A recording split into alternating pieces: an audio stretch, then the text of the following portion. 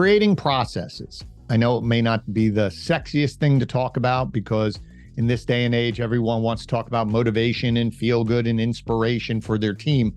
But without that playbook, without that framework, without these processes, they're going to get frustrated, and so will you as their leader. You will get frustrated that they are not generating consistent results. You're feeling that you're pulled in a million different directions. As one of my clients said, every time I drive up to the business, I feel I open up my computer and I might as well be putting on my hazmat suit because all I'm going to be doing is fighting fires all day. That is not a roadmap to success. So what we're going to talk about today, because all of you have been asking for more tactical episodes, we're going to talk about how to build processes, why they're important, and then more importantly, how to leverage them and use them to generate consistent results. So let's dive into today's episode of You're in Charge, Now What? And learn about creating processes.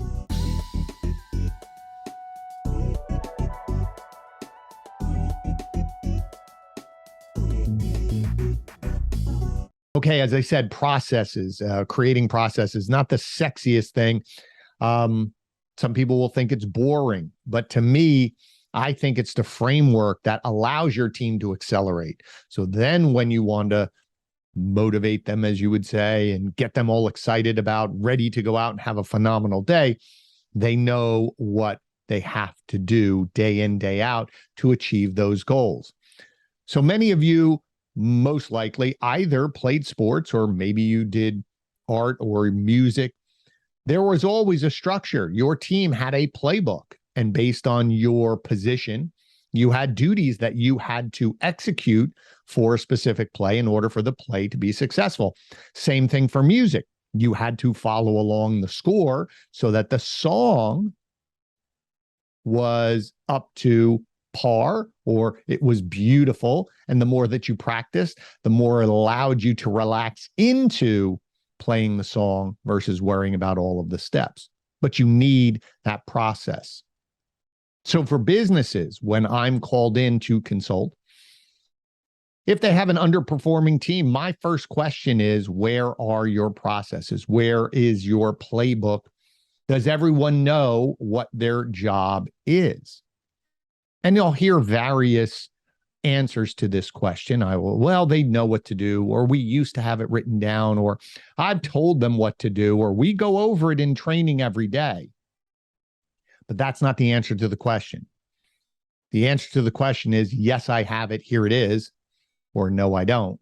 And that's okay as well. There is no judgment here. It's just understand, if I don't have the playbook, then everyone who is in that position or role in your business or your dealership in this case, everyone is doing what they think is right.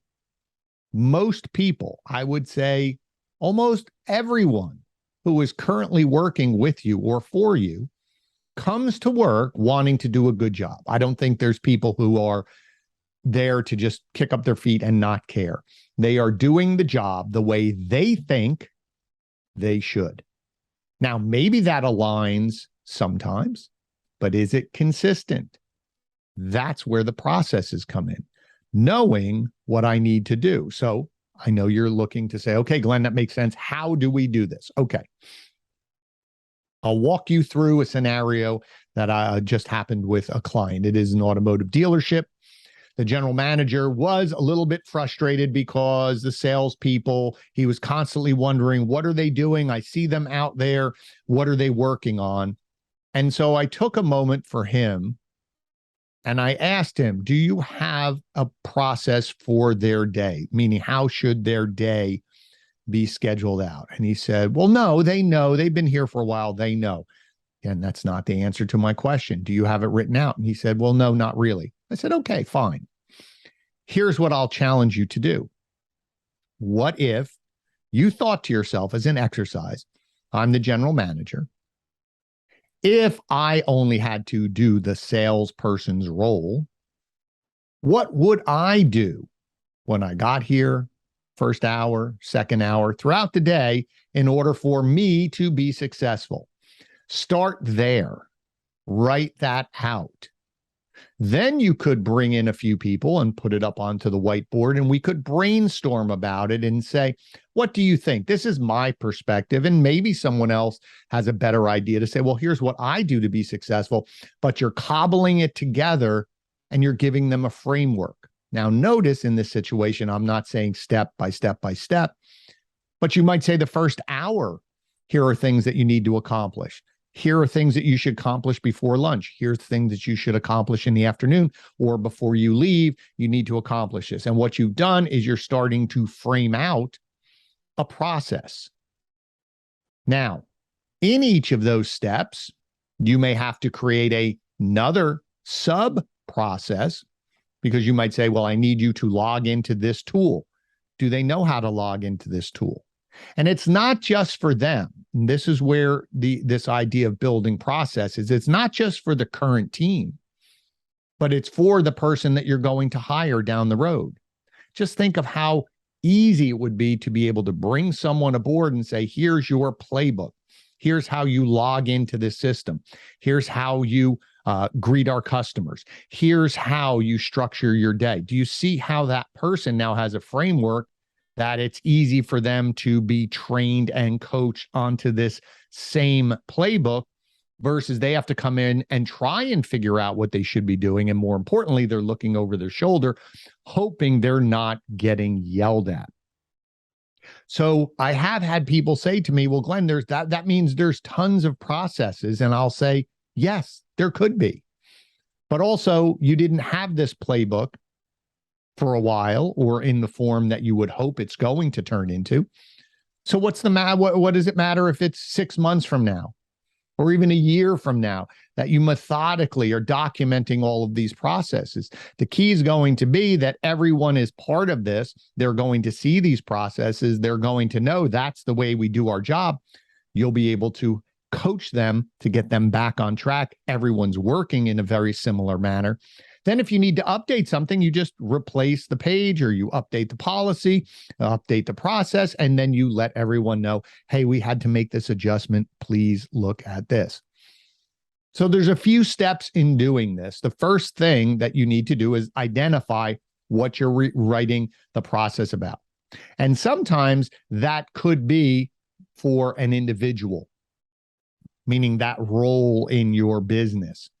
So in this case, the general manager may be writing processes or helping figure out the roles and the responsibilities of their assistant sales manager or their salespeople.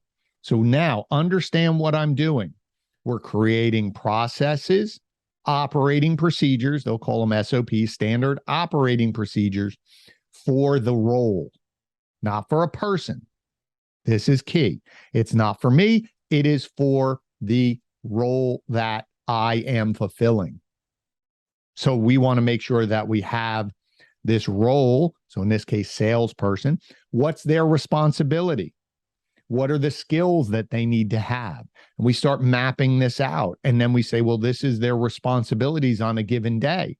So then once we have the roles and responsibilities, now we can move to the next piece, which would be creating these checklists, right? Because once we have our processes, we start to open it up and we start to say, okay, well, if they have to log into the computer or be logged into this tool, or this is how they structure their first hour, they have to make these phone calls, they have to go into their CRM, and they have to do this for, do you see how all of a sudden, all of these little responsibilities, then we build out a process for them.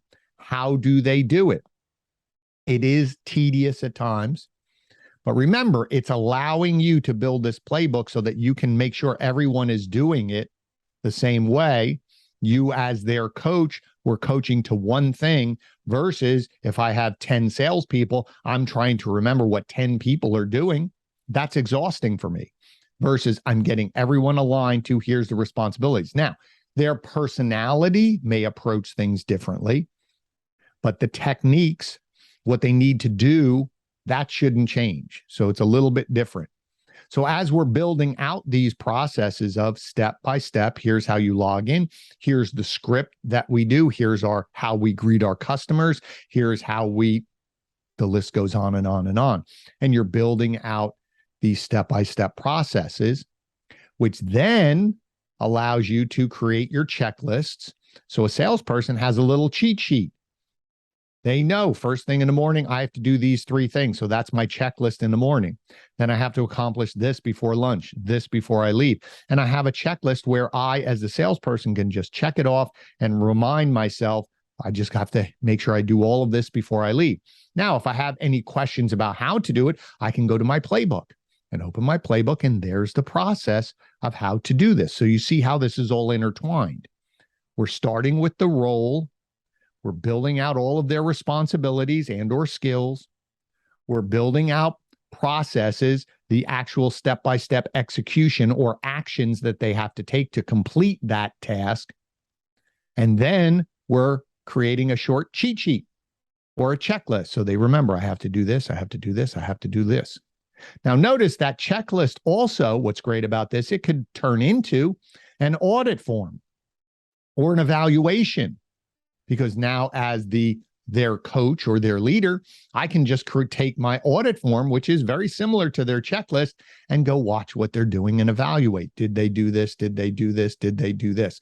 If for some reason they're not doing it up to the scale or the success level that I'm expecting, what do? I go through our coaching process. We've talked about this previously. And I ask them, what do you remember from training about this? We can always open up the playbook and go back to the steps and remind them and get them back on track, because we're all teaching out of the same book. And understand that if I have that structure, if I understand what that structure is, the more that I do it over and over and over again, I don't think about it. It becomes second nature to me. Then I can accelerate. Then I can really feel confident. Again, going back to the sports analogy, if I know as a left tackle, I have to go down the line and hit that person when I hear that play called, the more I do it, I don't think about what am I supposed to do? I'm not in my head. I just know the play. I know where I'm going, and I can accelerate and go full speed. That's what you're trying to do for your team. So I understand it can be frustrating. I know it sounds tedious. I know it seems like, oh my gosh, this is going to take forever. Not really. If you think about, for instance, the example of creating the salesperson's day, the general manager and their assistant could literally sit there over lunch in 20 minutes, just whiteboard out. How do we want our salespeople to start their day? What should they be doing? And again, it goes back to that idea of, well, if I was a salesperson, what would I be doing? So a general manager can say, if I was the assistant manager, how would I start my day? What would I do? How would I do these things? A lot of it is just dictation. Now, for this individual, he said to me, I'm not very good at writing things down. Well, there's a great app on your phone that you can buy for, I think it's $4.99, called Just Press Record. Again, I don't get any money from Just Press Record. I just think it's a great tool. You can just hold it down and you can speak, and then you can hit a button and it will transcribe everything you just said. And if you speak slowly and clearly, it gets about 95% of it correct. And then you can email that to yourself, and then you can edit, or you could give it to someone else to edit. Do you see there's a lot of technology now where if you just sat and talked into your phone, that would speed up your process and not seem to be so overwhelming. So let's go back and just regroup here for a second. We have first looked at the roles and responsibilities. So if we take a role, it's not a person. Remember, people fulfill the role, because if I have to move into a different role, now I can go look at the checklist, the process, so that I know I can be successful versus guessing what I'm supposed to do in this new role. But once I have that role, I'm building out be it the day, mapping out their day, or here's their responsibilities. And then you're breaking each of those down to say, okay, if they have to do this, log into the computer, they have to be logged into this technology. Well, we're creating a process to show them how do you log in, what screen should be up, because I want to have that set for them, but I also want to have it set for new individuals that I'm bringing onto my team. Once we have these fleshed out, We can create checklists so everyone remembers what they need to do. We can then pivot them or expand them into audit forms or evaluation. So when I'm coaching my team, I have something that I can hold them accountable to, which is what? Their job, their roles, their responsibilities, their processes. So again, I'm not just picking things out of thin air. I'm holding them accountable to what we laid out. And then that's where your training comes in, your constant coaching. It's also allowing you then to look at your metrics and then hold them accountable. If I'm not getting the metrics I want, it's because something with their effort or execution on the actions that they should be doing, something's not right. But if I have that sheet laid out ahead of time, then it's easy for me to find out where the point of frustration is for them. Maybe something's out of order. Maybe they're not executing the same way. Maybe they're coming up with their own version of the process and I need to get them back on track. But if we have this roadmap ahead of time, then there's no argument. There's no, oh, is that what you wanted? Oh, that's not what you said before. Yes, I did. No, you didn't. You see how that can be very frustrating in the execution versus, wait a minute, what do we remember about training about this? And I can go to the roadmap. We can go to the processes. We can go to the checklist. Do you see how simple that can be? What's not simple or not maybe potentially easy is if you don't have all of this, it can be very overwhelming to say, oh my God, I have to create a whole manual. That's going to take forever. And you just let it go versus saying to yourself, well, what if I could knock out one or two of these a week? You'll probably get going faster. But if you said to yourself, I just want to understand, I want to get the sales team organized. I want this person's role organized. I want my day organized. Then you'll see how easy it is. Or you can, again, elicit help from your team to say, I need you to write out what you do here. I need you to write out what you do there. And it becomes this collaboration. But if you were able to create processes for all that you do, and you said to yourself, a year from now, I'm going to have this book, how exciting would that be? Especially if you're scaling your business and I'm adding on teams or I'm adding on more locations. How great would it be if I could just drop this book and say, here's how we do all of our work, and here's how all of the roles on our team, their responsibilities, and here's their checklist, and here's their processes written out. I'll leave you with this story. I remember going on a road trip with my sons and my wife. We were going up to Connecticut from New Jersey, and on the travel, as we were traveling, we stopped at a rest area to get something to eat. My one son wanted to get something from Dunkin' Donuts. And while he was online, I was waiting, and I noticed a manager manual for Dunkin' Donuts sitting on a table. And of course, I opened it up. I was just curious. And someone came over and said, oh, I shouldn't have left this out here. But I was asking them, I said, can you explain to me some of these checklists? And they said, well, that's my starting checklist. This is my opening checklist, meaning when I come in and open up the franchise here, these are things that I have to do and I have to remember and I have to fill it out. And my regional manager comes in, and if I work 25 days this month, I'm expected to have 25 checklists. If I only have 22, I potentially can get in trouble. And I said, so walk me through all of these checklists. And what he said to me was just so profound. He said, it allows everyone to feel successful. He said, I can have a 16-year-old or a 65-year-old person start, and within no time, they'll feel comfortable and confident on how to execute their tasks because we've given them a roadmap. We've given them training with diagrams. We've walked them through it, but we're all doing it the same way. So it's not my way, their way, this is the Dunkin' Donuts way of running this, of doing that. And it just clicked with me and said, the more that we can generate our processes, the more that we can have this consistency, actually the freer your employees will be. It's counterintuitive. Some people will say that's very restrictive. It's not restrictive. It's confidence to allow me to know that every day when I come in, this is how I start my day. And that makes me feel successful. I don't have to worry about that. Same thing as a leader. I don't have to worry about my team. My job may be to inspect it. My job may be to coach and develop them, but if I've done my job, they know what they're supposed to be doing. It's my goal to hold them accountable to execute on it. And so again, if for some reason we're not reaching our goals in this scenario, it's very simple. It's either execution of the process or it's the process. But we can't judge the process till everyone is executing the process 100% of the time, all the time. Then we will see if the process is working or not. We may have to change the process. But too often, managers, you out there, your first reaction is to change the process. Oh, the process isn't working. They're not doing it, so we have to change the process. No. The first thing you need to do is, number one, is there a process that everyone is being held accountable to? And does everyone know it?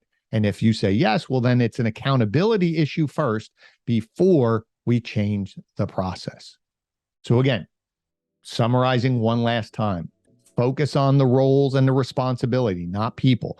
A salesperson, what is their responsibility during the day?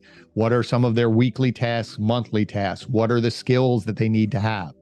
Then start creating processes. So again, starting their day, logging into a computer, show them how to do that. They need to go check XYZ, show them how to do that step by step by step so that they know how to do it and they can be successful. Then we want to make sure that we evolve those processes into a checklist that they could follow. Then that pivots also to those audit or evaluation forms for the manager to hold people accountable to the process that we want them to execute. See, again, our evaluation form is not something we create out of thin air. It's basically the reflection of the process or checklist that they should be executing. Then we're constantly training and we're looking at our results and we're holding them accountable. And just understand, lastly, the really important piece to this, as I was saying a couple times here, is when you scale. But think how much easier it will be when you're interviewing a new employee to lay your processes out and say, that's what we do here. Can you do it? Versus hiring someone who has their own idea of things and 2 months later, there's just confusion about what they should be able to do. This way you can say, this is what we do. This is how we do it. Can you do it? If the person says, no, that's not really my style, let's have that conversation at the interview, not 3 months in where everything's been disrupted.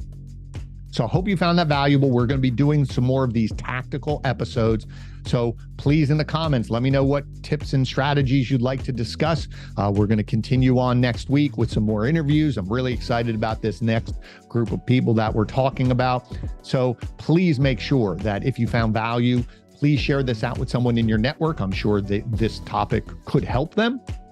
As always, please review us. Love to hear what you're thinking, what your comments are. Please make sure you subscribe so that you don't miss any of our episodes, either listening wherever you listen to your podcast, we're everywhere, or also over on the YouTube channel so you can see my smiling face. I appreciate your attention. I know there's a lot of places that you can consume content, but the fact that you spend some time with me means the world to me. And please remember, our goal here every single week is to help bring strategies to you, conversations to you that are going to help you become the leader that you're looking to be, both personally and professionally. Thank you so much. I look forward to seeing you on the next episode.